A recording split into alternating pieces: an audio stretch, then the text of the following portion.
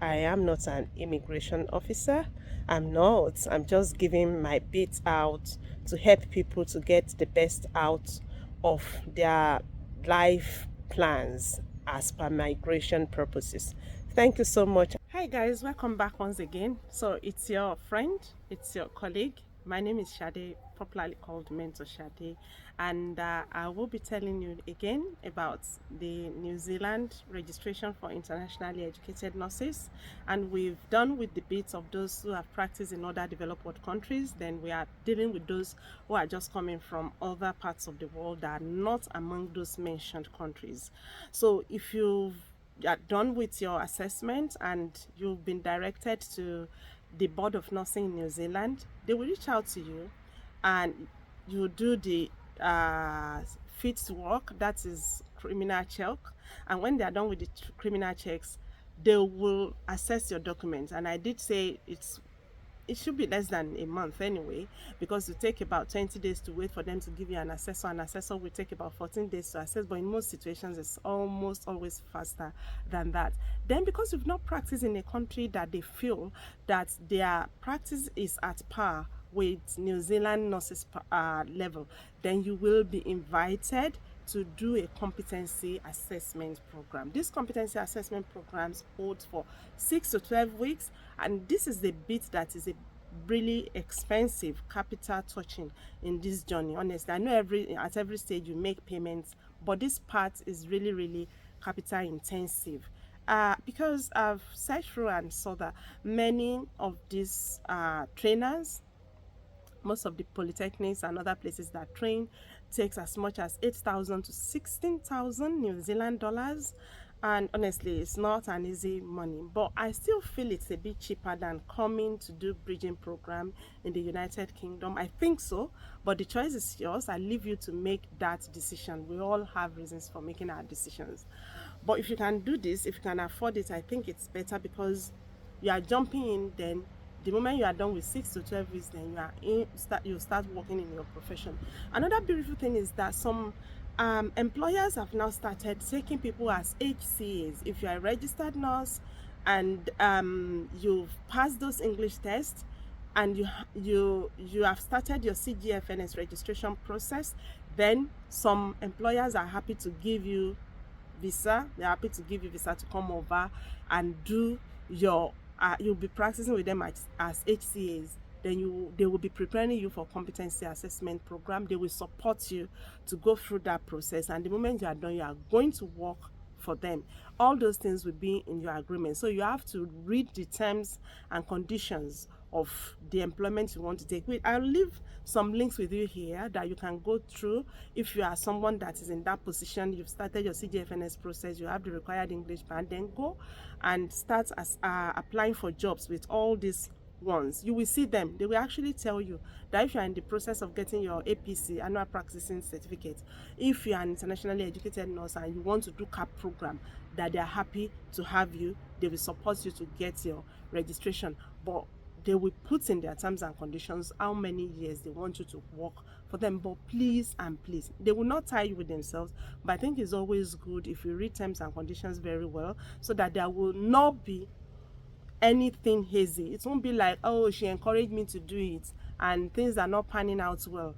Please and please, I'm begging you, because in all form of maybe offers, there are always terms and conditions. We have to cultivate the habit of reading those things deeply, such that you will not need anyone to give you or if you need clarifications, then you clarify before you get into it, so that it will not be like, oh, it's because of this person that I took this over and it's not working this way.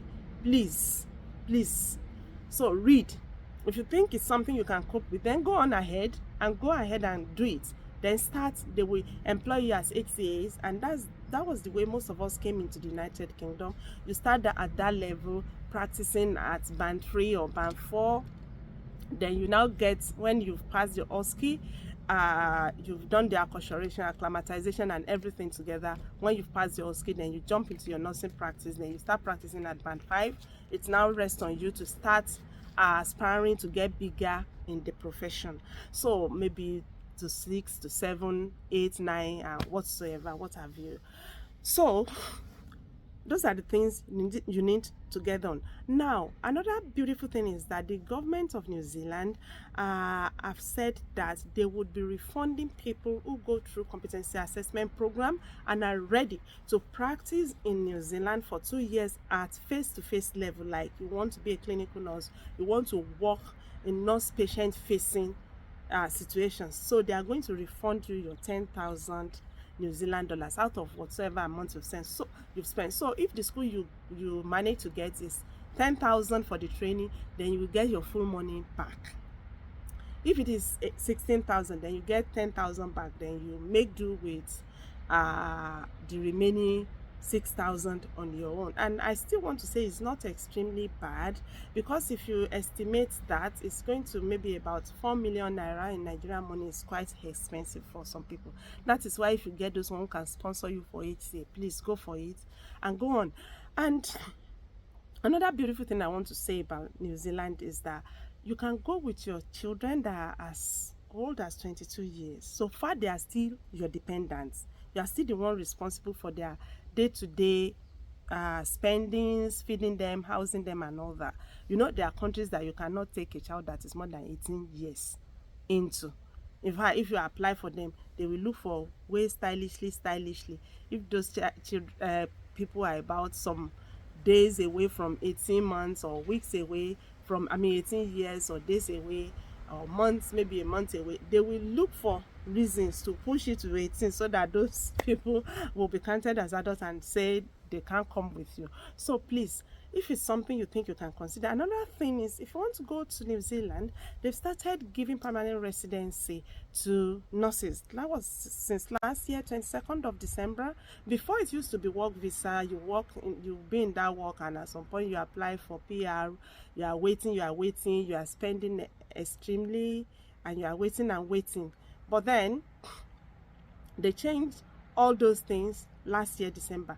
You get your permanent residency the moment you get job and start practicing as a registered nurse. And I think that's very, very beautiful. There are lots of things you can achieve by being a permanent resident of a country. Honestly, they are not really too easy to come by if you are on work visas. Well, anywhere we can always cope, we can always enjoy, but then if you are a permanent resident, it makes life easier in a little way.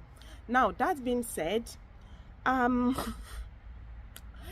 you are done with this, if you want to stay in New Zealand, fine, stay. Continue taking good care of yourself and your family members. Bring them in and do all this.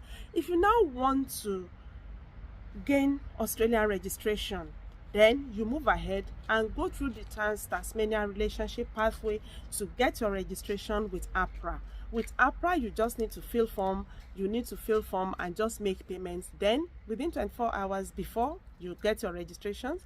But these days, I think it's taking about a week, maybe a bit more for some other people. But it's still very, very fair. So if after you've got the Australian registration, you want to go now and practice in Australia, then you will need to move forward and do a skill assessment with AMAC. So all the process you've passed through to Australia, you have passed through qualification assessment. And mind you, you can use both registered nurse or our RN in Nigeria. You've gone to School of Nursing, you have diploma, you count that as RN. Then you've gone to the university, you have BNSC and all that.